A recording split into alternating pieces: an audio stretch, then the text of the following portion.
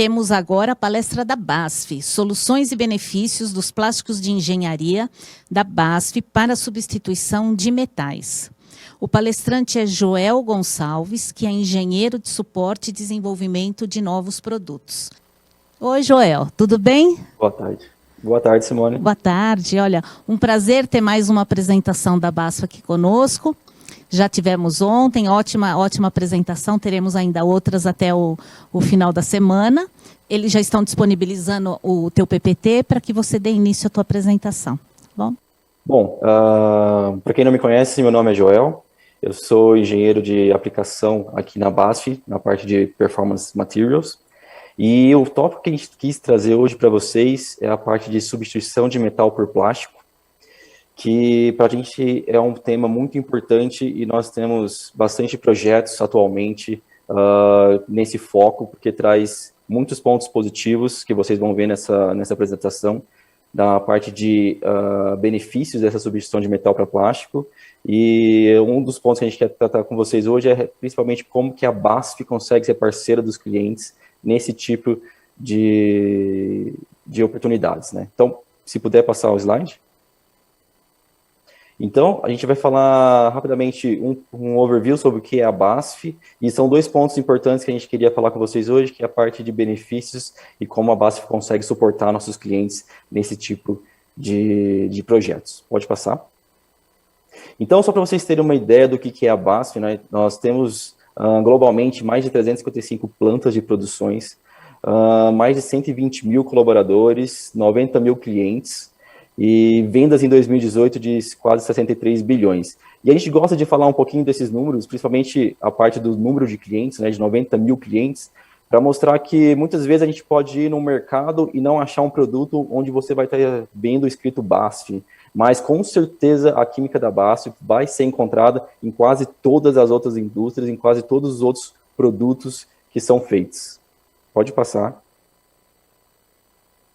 E quando a gente fala BASF América do Sul, aqui na América do Sul a gente tem 17 plantas de produções, com mais de 5.600 colaboradores, sendo que dessas 17 plantas de produções, a maioria está localizada no Brasil, e dando ênfase um pouquinho para a nossa planta de São Bernardo do Campo, que é onde a gente faz a polimerizações das poliamidas.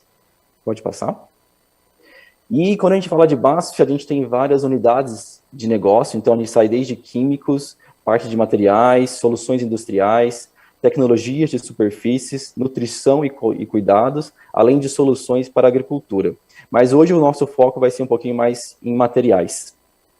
Pode apertar mais uma vez. E falando um pouquinho do nosso portfólio, então, falando em plásticos de engenharia, a gente tem as poliamidas 66, poliamida 6, o PPA, PBT, poliacetais. Entrando um pouquinho na parte de especialidades, a gente tem os polímeros biodegradáveis, como o EcoBio e o EcoFlex, as espumas de melamina e as sulfonas. E todo o nosso portfólio completo também de poliuretanos, onde a gente vai ter outras palestras aqui nas feiras também sobre isso. Pode passar? Então, pode passar mais uma também. Para falar sobre introdução, a gente quis começar falando aqui, mostrando um comparativo, né, entre um carro antigo e um carro novo. Então, a gente escolheu aqui um Fusca, se eu não me engano, de 1956, e o New Beetle, uma versão de 2019. Então, nas duas partes de cima, a gente consegue ver a quantidade de metal que não tinha antigamente num carro, na parte interna, e do lado direito a gente consegue ver um painel e toda a parte interna, onde você praticamente só vê polímeros. E aqui a gente não está comparando o que é melhor e o que é pior. Eu adoro carros antigos como o Fusca, mas o que a gente quer focar aqui hoje é na evolução e nas tecnologias que os polímeros trazem. Então, nesses carros modernos a gente tem vários sensores, a gente consegue controlar a velocidade do carro, rotação, temperaturas, tem telas de LCD. Então, a gente vê que os polímeros foram evoluindo e os seus benefícios mostraram ser tão positivos que faz com que eles tenham grande utilidade no setor automotivo. E também, se a gente olha as duas imagens de baixo, a gente consegue também verificar a quantidade de metais que existiam anteriormente. E do lado direito, praticamente quando você abre o capô do seu carro, nessa imagem, pelo menos, a gente quase não vê metais. É claro que a gente sabe que eles estão lá, praticamente quando a gente fala de combustão ou no bloco do motor, você vai ter os metais, mas mesmo nessas condições onde a gente fala de alta temperatura, alta resistência mecânica, olha a quantidade de plásticos que a gente consegue verificar nesse ambiente que é mais agressivo, né? Isso mostrando, então, que os benefícios e as tecnologias que a gente foi aprimorando dos polímeros trouxe benefícios para que a gente conseguisse utilizar eles cada vez mais no setor automotivo. Pode passar?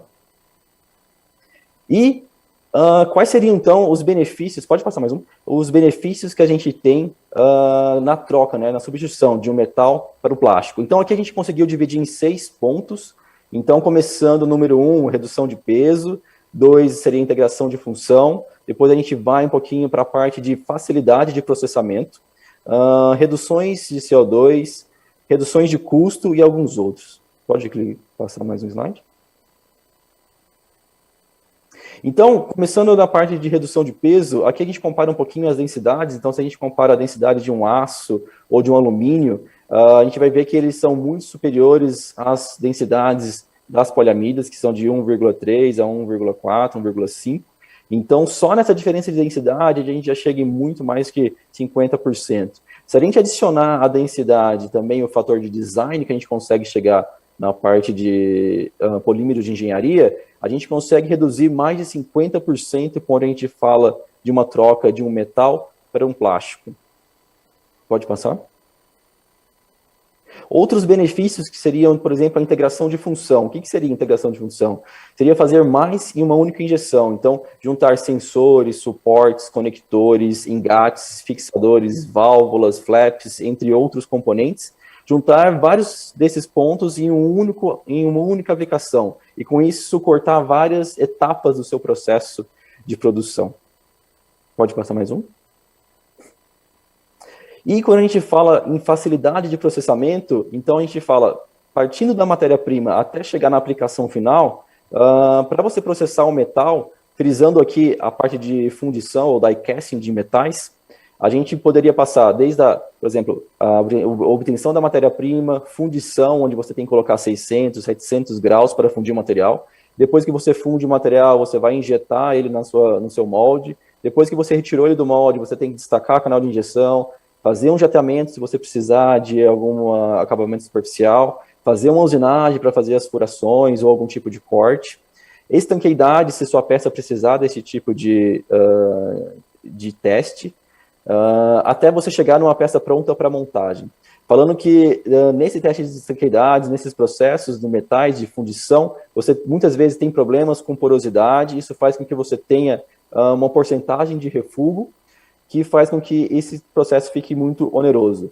E, novamente, comparando com a parte de die casting ou fundição de metais, né? Existem outros processamentos de metais, como estampagem, por exemplo, que seriam processos muito baratos, de baixo custo. Então, aqui a gente frisa um pouquinho na parte de fundição, de usinagem dessas peças metálicas. Pode clicar uma vez só. E na parte de baixo aqui a gente mostra, então, partindo da matéria-prima polimérica, a gente vai ter uma etapa de secagem para tirar toda a umidade do material, e a gente vai fazer a injeção e colocagem de insertos, que pode ser feito direto na injetora, e você vai ter uma peça pronta para montagem. Então, mostrando um pouquinho aqui as diferenças e a facilidade que você tem na processabilidade de um material polimérico. Pode apertar mais uma vez? Entre outros pontos, a gente mostra também temperatura de processamento, então comparando 280 graus, mais ou menos, falando de uma poliamida 666, comparando com 600 graus, quando a gente fala de um metal, 650. Gasto de energia, os metais vão ter talvez 10 vezes mais do que o gasto de energia para processar um material polimérico. Tempo de vida útil do molde, a gente parte de um pressuposto de 1 milhão de ciclos, mais ou menos, que a gente coloca no mercado, falando em polímeros, comparando a 150 mil ciclos de um molde de metais. Número de etapas, comparando 4 contra 9, mais ou menos, e o investimento complementar, comparando 5 vezes mais, muitas vezes até mais que isso, na parte de metais, considerando que você precisa de, muitas vezes, um centro de usinagem, ou características depois da parte de injeção, para que você consiga chegar nas mesmas condições. E um ponto importante é a fluidez do material, então, peças poliméricas permitem fazer designs cada vez mais complexos, onde você pode pensar em altas performances. Pode passar? Outros benefícios é parte de sustentabilidade. Então, quando a gente fala em sustentabilidade, a gente dividiu em 4 etapas. A primeira seria a produção de matéria-prima. Então, comparando fazer 1 quilo de metal e fazer 1 quilo de polímero, qual que gastaria mais ou menos? Então, a gente vê que pela redução do peso, a peça polimérica vai ganhar nesse tópico. Na parte de processamento, até a gente falando na parte de temperaturas para fundição, temperaturas e gasto de energia, a gente vai ter uma redução de CO2 também quando a gente processa um material plástico. Durante a vida útil da aplicação, que é um ponto muito importante, se você reduz o peso do seu carro, você vai consumir menos combustível, você vai emitir menos CO2. E lembrando que quando a gente fala de vida útil do carro, se você reduz esse peso, isso vai valer para o tempo de vida inteiro, né? Então, toda vez que você andar com o seu carro, você vai estar emitindo menos CO2 que uma peça mais pesada. E após o término de vida útil, então, quando a gente fala depois do término do ciclo de vida, se você tem uma peça menor, no final de vida, do tempo de vida do seu carro, quando você vai estar uma destinação final, você vai ter menos material para dar um destino final a ele, seja ele reciclagem ou outro tipo, né? Pode passar? Na parte de custos, a gente compara, olhando esse gráfico, que muitas vezes, se a gente parte do current price, que seria o metal, para o new price, que seria o plástico, a gente vai ter talvez um aumento. Aqui a gente colocou um exemplo de 24% a mais, mas esse aumento de 24% no preço, a gente já consegue deslocar esse aumento pensando na redução de peso, onde você vai ter um decréscimo até de 56% nesse valor. Além dos savings que a gente vai ter em produtividade, que a gente chegou aqui a 20%, scraps, que pode chegar a 13%, ou até resource savings, que chega a 25%. Então, no final, quando você tiver a sua aplicação final, com certeza você vai ter muitos pontos positivos que façam com que os custos sejam menores. Pode passar? E alguns outros pontos, né? Então, a gente falando da redução do peso do carro, a gente vai ver que você reduz consumo de combustível, vai ser reduzir emissões de CO2, vai aumentar a densidade de energia da bateria. Se o seu carro está mais leve, você diminui a distância de frenagem, aumenta o tempo de vida útil do pneu, diminui sua aceleração, ou você faz com que o seu carro acelere mais rapidamente, né? Então, são alguns pontos aí que, apesar de pequenos, ajudam a somar nessa parte de sustentabilidade. Pode passar? Mais um. E quando a gente consegue falar de, beleza, a gente falou de todos os pontos positivos, né, todos os benefícios. E agora, como que a gente faz para fazer esse projeto de substituição de metal para plástico? É aí que a BASF gosta de entrar como parcerias para a gente fazer esses projetos, muitas vezes de breakthrough, que a gente fala de inovações, seguirem, né? Então, a gente consegue desde seleção de materiais, então a gente vê o ambiente onde está a peça, para selecionar o melhor material, design e simulação, nós temos os experts que a gente tem de plásticos para a gente falar sobre melhores designs para fazer uma peça, e a gente tem uma parte de simulação, que a gente vai falar um pouquinho mais para frente. Parte de materiais 3D, então a BASF tem uma unidade que vende materiais 3D que podem ser utilizados para fazer as peças e protótipos. Part testing para fazer validação de peça final. Teste de homologação de matéria-prima nem se fala, a gente consegue fazer em algum lugar do mundo, no nosso laboratório, a gente consegue fazer todos os tipos de caracterizações, entre alguns outros. Então, pode passar. Quando a gente fala de materiais, o que a gente vê na cabeça, né? Primeiro, se você precisa de uma resistência mecânica ou uma resistência química, vai em contato com alguma substância, com gasolina, com álcool, com óleo. Resistência térmica, vai perto do motor ou não vai perto, vai longe. E alguns outros, né? Se você precisa de UV, precisa de resistência ao impacto. Então, dependendo das condições de contorno da sua aplicação, a gente vai ver qual que é o melhor material. Pode passar? Então, se a gente falar em resistência mecânica, a gente consegue começar com os polímeros sem carga, então uma poliamida meia, um PBT, uma poliamida 66. E se a gente precisar de mais resistência mecânica, a gente pode começar colocando cargas minerais, como talco, caulin. Se a gente precisar de mais resistência, a gente vai começar a colocar fibra de vidro, chegando até 65% de fibra de vidro. E se a gente precisar de mais resistência mecânica, nós podemos mudar para fibras longas, fibra de carbonos, ou até mudar o tipo da resina para um PPA. Então, aqui a gente cita alguns exemplos, então, front-end, roof rack, engine mounts, as pedaleiras, os shifters, componentes de maçanetas. Então, alguns exemplos para vocês verem nessa parte de resistência mecânica. Pode passar? Quando a gente fala de resistência térmica, até 180 graus, muitos polímeros vão funcionar, mas a gente cita aqui uma poliamida 6 ou 66. Quando a gente começa a ir para 190 graus, a gente começa a mudar um pouquinho a estabilização, que a gente chama de W2. Para 210 graus, a gente vai com uma estabilização térmica chamada W3. E acima disso, 220 graus acima, a gente tem polímeros específicos, que a gente chama de Endure, ou a gente muda a matriz polimérica para um PPA. Aqui a gente começa a falar de punch round, as ventoinhas, coletores, tubulações para a parte de ar quente, CHC, que é o cilindro head cover, nos motores turbos, que estão chegando muito no Brasil atualmente, os coletores integrados com charger coolers. Então, são alguns pontos para a gente comentar. Próximo slide.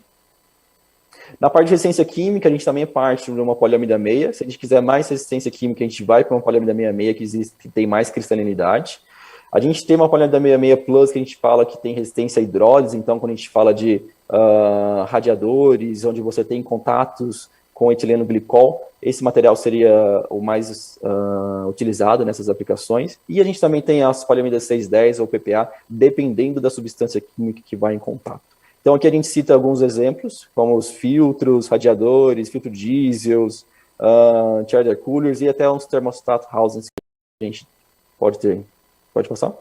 E algumas propriedades especiais, então a gente consegue colocar aditivos para propriedades elétricas, impactos, anti-chamas, alta fluidez, ou para UV, para laser sensitivo, que a gente fala para ser gravação a laser, ou se você quiser que seja uma peça transparente para você conseguir soldar a peça de baixo. Então tem vários pontos que a gente pode fazer, mudar formulações para chegar no nível de requerimentos que é necessário para uma peça. Pode passar?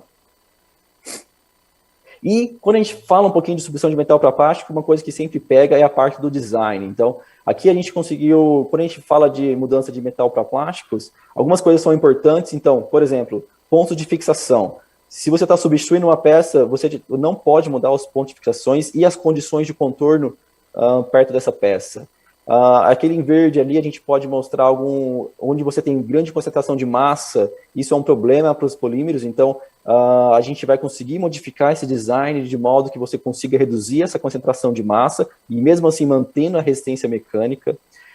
Em vermelho a gente consegue ver também essa redução de massa que a gente consegue fazer, mas veja como fica complexo a parte de estruturação mecânica dessa peça. Então, muitas vezes o cliente fala, e como que a gente vai conseguir fazer esse tipo de design, né? Pode clicar mais uma vez?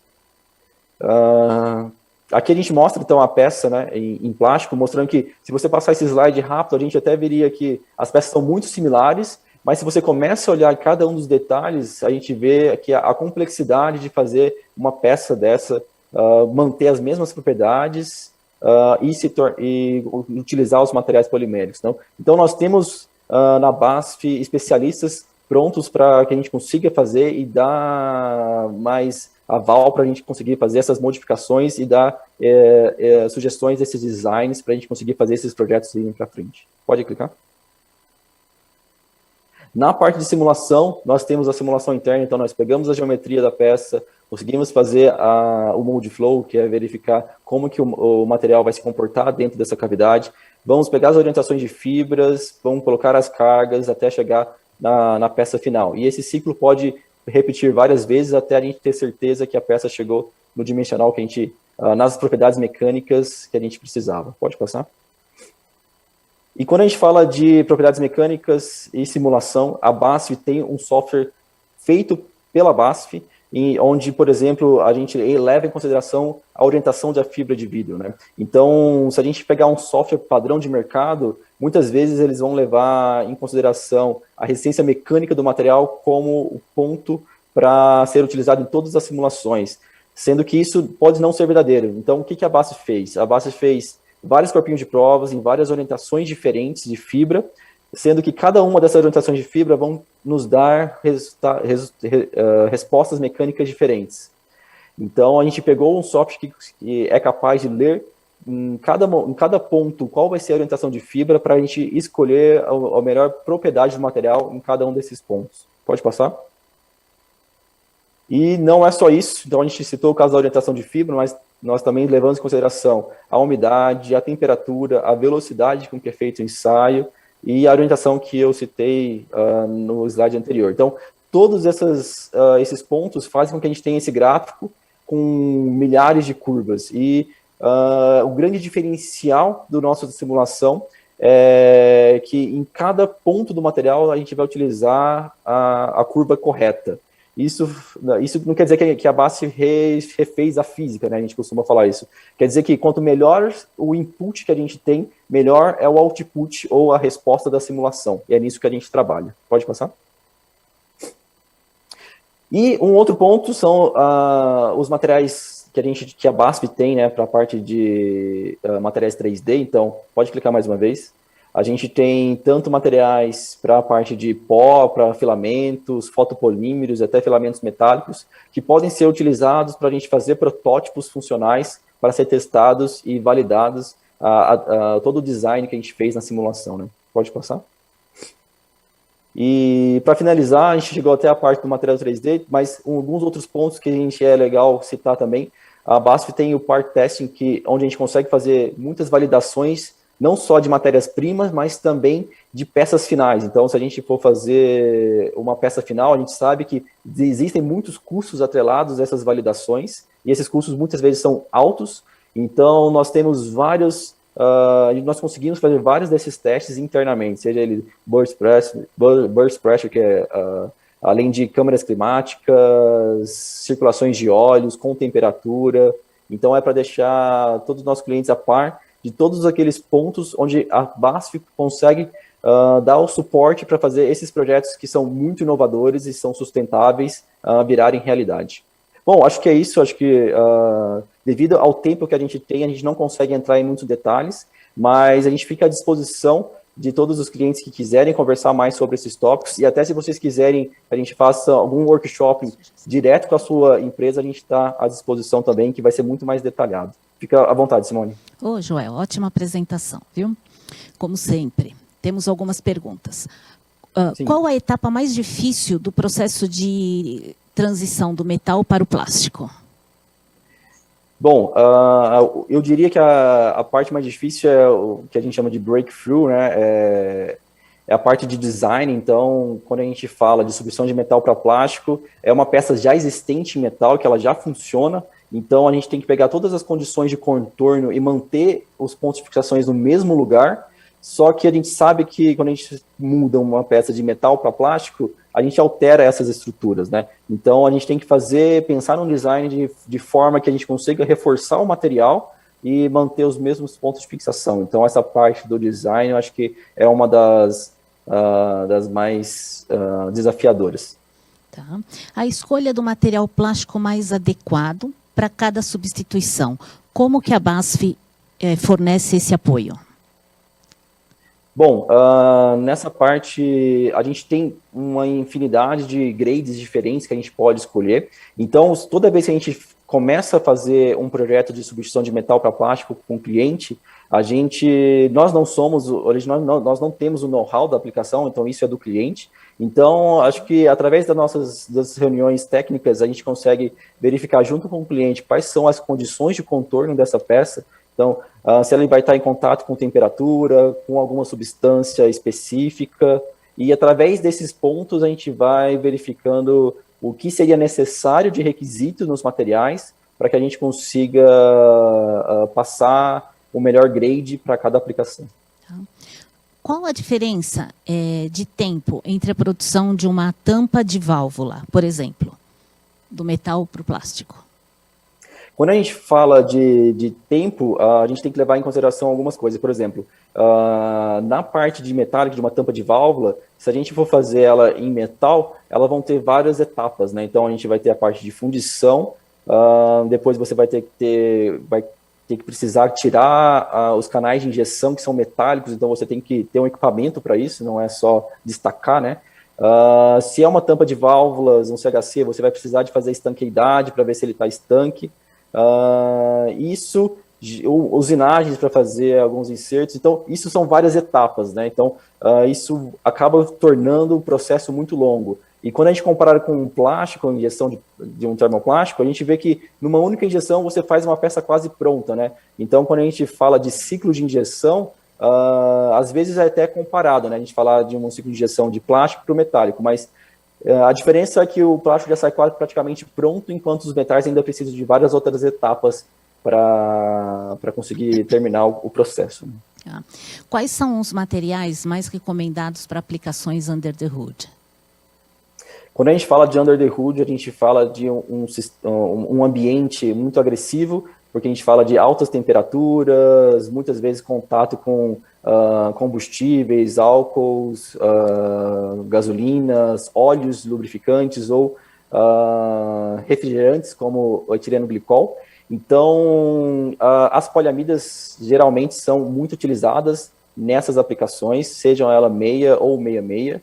Então, esses são os materiais mais utilizados, pelo menos, nessas peças underhood. E podemos citar, por exemplo, coletor de admissão, CHC, cárter, radiadores, são todas as peças feitas nesses materiais. Tá bom. Vocês têm algum estudo em relação à diferença de resíduo, né, de produção de um material e do outro, do metal, do plástico? Tem algum estudo nesse sentido? A BASF está trabalhando bastante nesse sentido, então nos próximos eventos a gente pode até falar um pouquinho mais sobre isso. A gente vai trazer nosso segmento está trazendo algumas calculadoras onde a gente consegue quantificar, né, a parte de CO2 comparando com o CO2 produzido quando a gente fala de uma peça plástica e uma peça em plástico. Então a gente tem alguns business cases internos sim que a gente consegue comentar.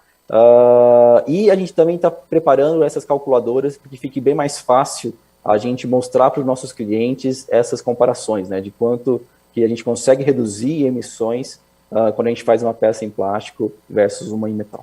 E a última pergunta em função do tempo, os materiais para impressão 3D também podem contemplar fibras em sua composição ou somente a matriz polimérica? A gente tem uma gama grande de materiais 3D, né? É uma outra unidade, é diferente da nossa, mas essa unidade ela tem tantos plásticos puros quanto reforçados com carga mineral, ou fibra de vidros, ou fibra de carbono. Então, dependendo do que for necessário, a gente consegue. Até, por exemplo, filamentos metálicos, a BASF também já possui. Então, só para dar uma gama do que a gente consegue fazer nessa parte de materiais 3D. Ótimo, Joel. Muito obrigada. Novas perguntas a gente encaminha para você. Obrigado, Simone. Um abraço.